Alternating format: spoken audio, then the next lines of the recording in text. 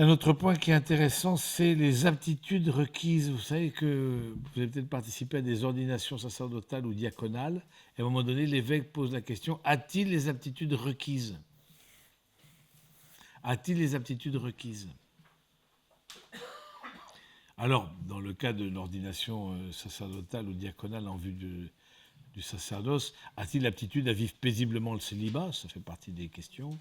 A-t-il l'aptitude pour le sacerdoce diocésain en paroisse, l'aptitude de s'occuper du peuple de Dieu? Et je me suis dit, c'est quoi les aptitudes dans la vie matrimoniale?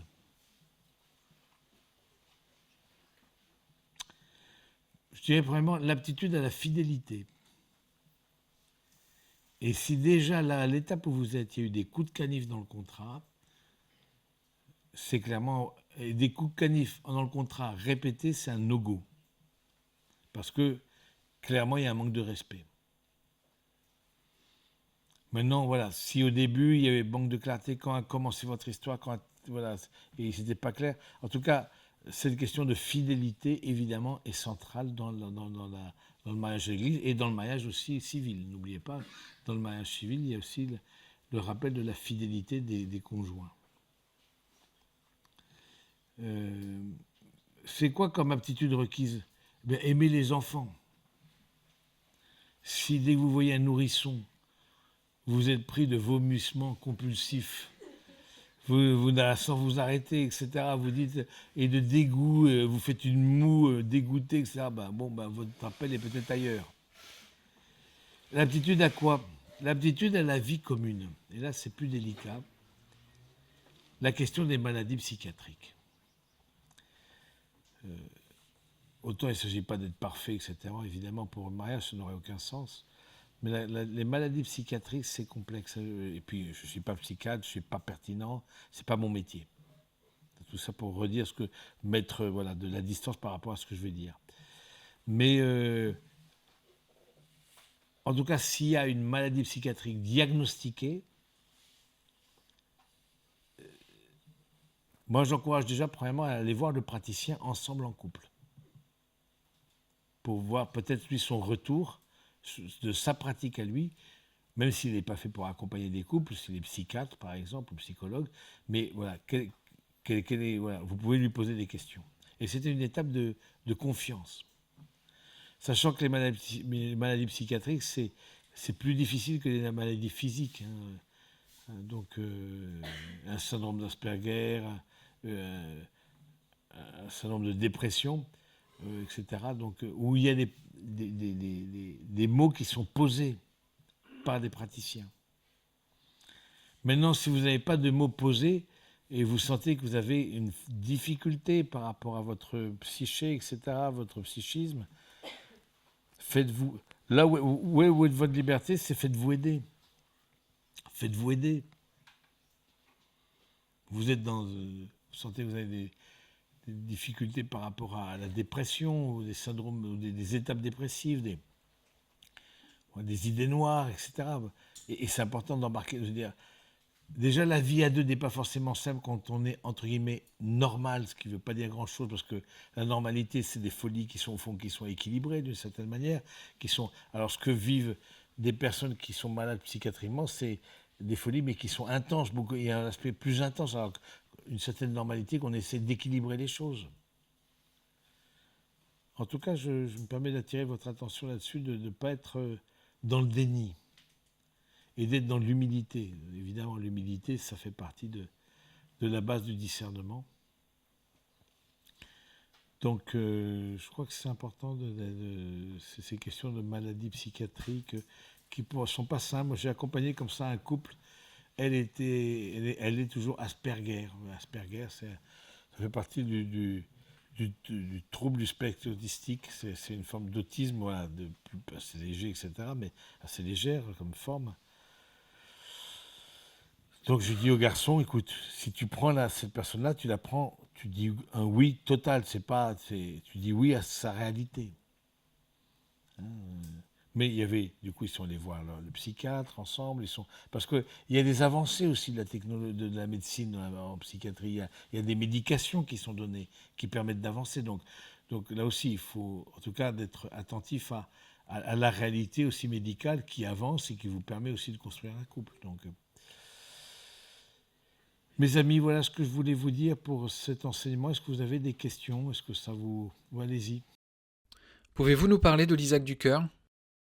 Oui, c'est vrai que je n'ai pas parlé des actes du cœur dans liberté et joie intérieure, la sainte indifférence.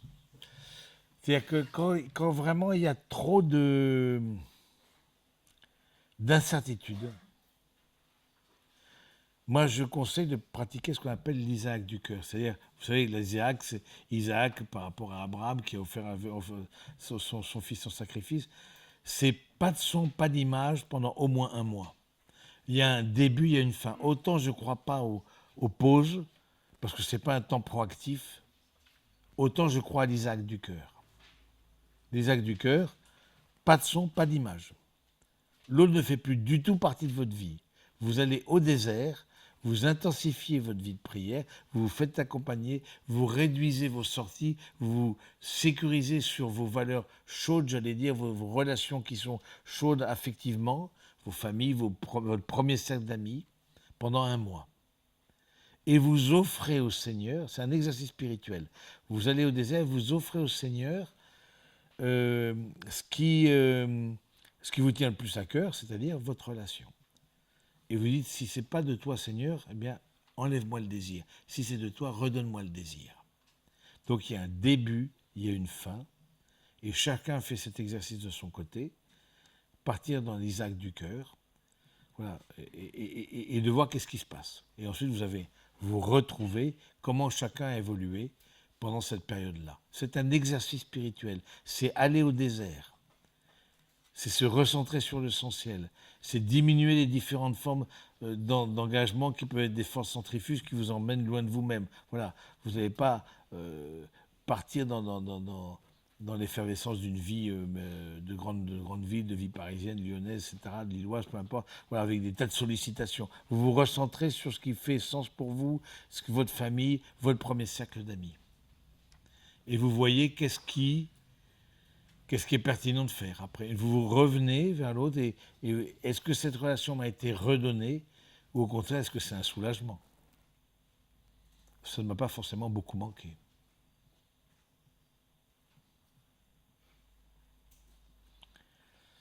Oui. Faut-il tout dire? Doit-on garder un jardin secret? Le jardin secret, alors j'aborde ça plutôt dans la préparation mariage. Le jardin secret, non, il ne faut pas tout dire, certainement pas. Il y a un jardin secret. Il y a un discernement par rapport à sa parole, à la parole qu'on pose. Je trouve qu'aujourd'hui, il y a trop de pression par rapport à la transparence. Il faut être archi-transparent, voilà. Et je trouve ça pas équilibré. Il y a un discernement, il y a des choses que, ne serait-ce que des idées qui vous passent par la tête, mais qui ne sont pas forcément à dire. Vous n'avez pas à dire, aussi, vous êtes beaucoup confessé hier soir, etc. Vous n'avez pas à dire le fruit de ce que vous avez dit en confession, vous n'avez pas à le dire. C'est votre jardin secret. Vous n'avez pas à dire vos tentations. Ça reste que des tentations. C'est votre combat spirituel, votre combat intérieur, vous n'avez pas à le dire.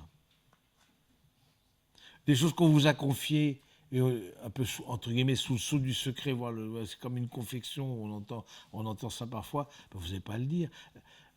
Une chose, c'est le jardin secret, une chose, c'est une vie secrète.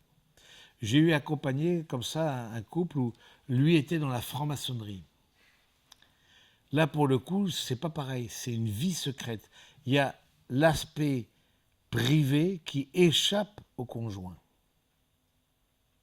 Il y a des choses qu'il ne peut pas dire parce qu'il est tenu par le secret de sa fraternité. Voilà, donc qui fait que... Et ça, c'est compliqué. Mais il peut y avoir le secret professionnel. Vous êtes dans une petite ville, vous êtes médecin dans une petite ville, forcément, d'une manière ou d'une autre, vous allez croiser peut-être de vos amis, mais vous n'avez pas à dire les maladies de vos amis. Parce que ça n'impacte pas votre couple. Parce que c'est le secret professionnel. Donc, je trouve ça intéressant. Par exemple, l'argent ne fait pas partie du jardin secret. Vous pouvez, en tout cas dans une vie de couple, être capable de montrer votre compte à l'autre. Que penser de l'ésotérisme?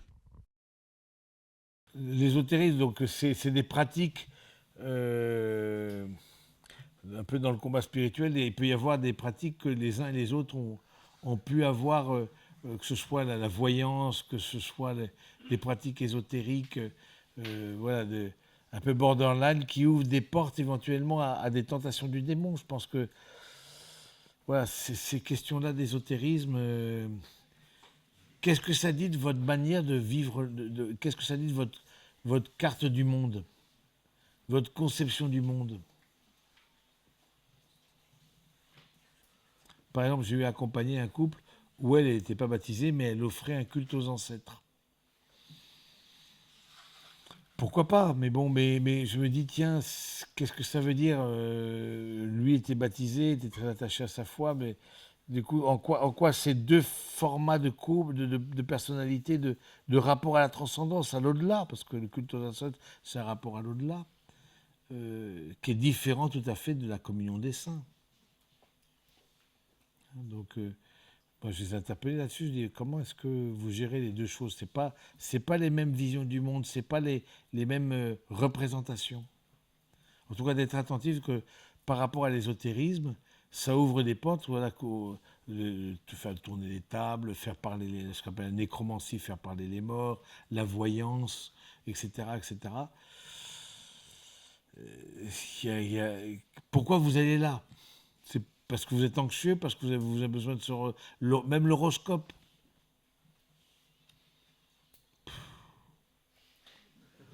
Je ne sais pas quoi vous dire sur l'horoscope. Aujourd'hui, vous allez rencontrer du monde. Ah oui, bien sûr qu'aujourd'hui, on va rencontrer. Bah oui, les horoscopes, mais qu'est-ce que ça dit, au fond, de votre manière de vivre les choses? Est-ce que vous avez besoin d'être sécurisé à ce point-là? En tout cas, dans la Bible, c'est clair, c'est un niet complet là-dessus.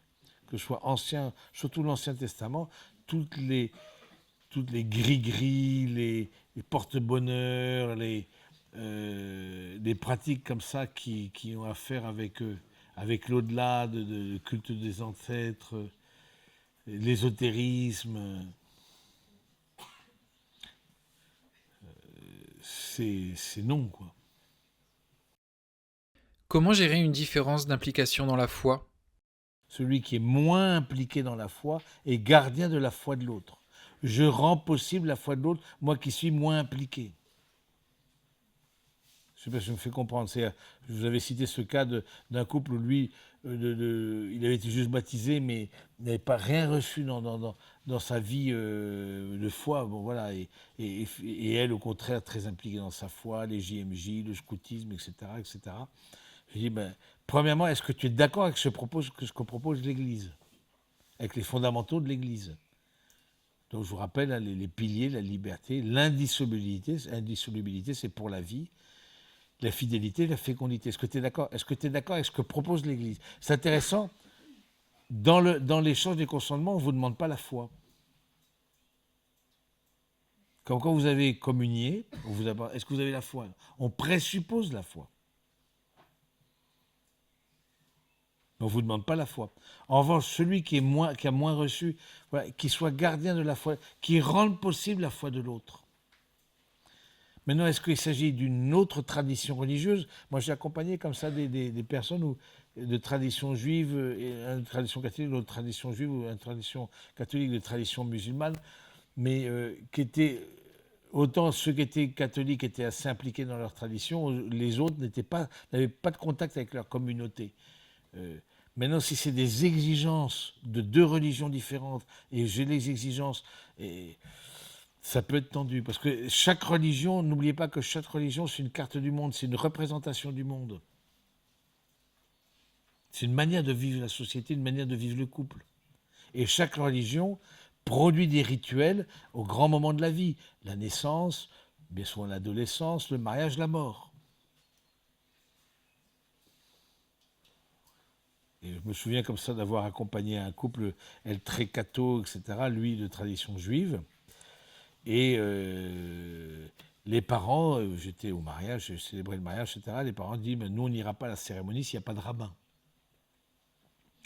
Alors, il y a eu un rabbin qui a accepté de venir, parce que aussi les rabbins, c'est compliqué, parce que pour eux, et dans des mariages mixtes, c'est autant l'Église catholique a un rituel pour les mariages mixtes, tout le temps que ce n'était pas le cas. Donc, il y avait. Mais il n'était pas du tout en lien avec sa communauté, mais il s'était acheté une kippa pour l'occasion. Et il s'était acheté un talit. Vous voyez ce que c'est qu'un talit? C'est un châle de prière avec blanc, avec des fils bleus, etc. Il y avait une choupa au-dessus des fiancés, voilà, qui est signe du Saint-Esprit, bon. Alors du coup, on avait célébré avec le Philippada le mariage. Il y avait une ketouba. Ketouba, c'est un contrat de mariage. Parce que c'est pas sacrement, mais il y a un contrat de mariage signé, etc. Et puis, ils avaient dit, bon, ben, les garçons, ils vont être juifs et la circoncision, les filles vont être cathos, etc. Puis finalement, lui, ça lui parlait, la tradition juive, lui parlait pas du tout, du tout, du tout. Alors il m'appelle un jour, il me dit, ben, on va les baptiser tous, c'est plus simple parce qu'on va. Non mais, non, mais je veux dire, moi de ma tradition, j'ai rien, de ma tradition juive, j'ai rien su. Moi, autant comme je vous dis, je me forme beaucoup dans le judaïsme, j'ai bien compris. Pareil, celui qui est, alors, c'est un autre juif, il n'y avait pas de rabbin, mais bon, il était tout à fait déconnecté de sa communauté d'appartenance, etc. Il avait déjà eu une première union avec une autre femme, sans être marié. Il avait une fille de cette autre femme, etc. L'autre femme était chrétienne, sa première fille était chrétienne. Il est se marier avec une catho à l'église, etc. Donc, il a des enfants qui sont même baptisés. Alors, il m'appelle, il me dit, tout le monde autour de moi est baptisé. Pardon ce que je vais dire, mais je vais être le seul con à pas être baptisé, quoi. Donc il a demandé le baptême, quoi. Donc, non, parce que voilà, vous voyez, contrairement, n'en déplaise aux hiérarques religieux, les religions, ça circule dans les familles. Ça circule. Pareil, celui de tradition musulmane, pas vraiment attaché à sa tradition. Il était d'origine de Tunisie, etc. Ça ne lui parlait pas du tout. Il trouvait que c'était beaucoup trop sale, beaucoup trop la Tunisie, beaucoup trop en désordre. Je lui dis, voilà, tu veux le baptême, ok. Si c'est votre cas, c'est important de dire, est-ce que c'est ok pour la suite? N'oubliez pas que le mariage, c'est la famille continuée. Et avec les enfants, évidemment, est-ce que demande l'Église, c'est est-ce que vous êtes OK pour baptiser les enfants? Moi, j'ai affaire dans un jeune comme ça de tradition musulmane. Mais pourquoi on ne ferait pas le baptême chrétien et le baptême musulman, mais une sorte de rituel? Ben non. Non, parce que déjà, il y a une forme de. Chacun est très enraciné dans sa tradition et ça va être trop compliqué à gérer, quoi.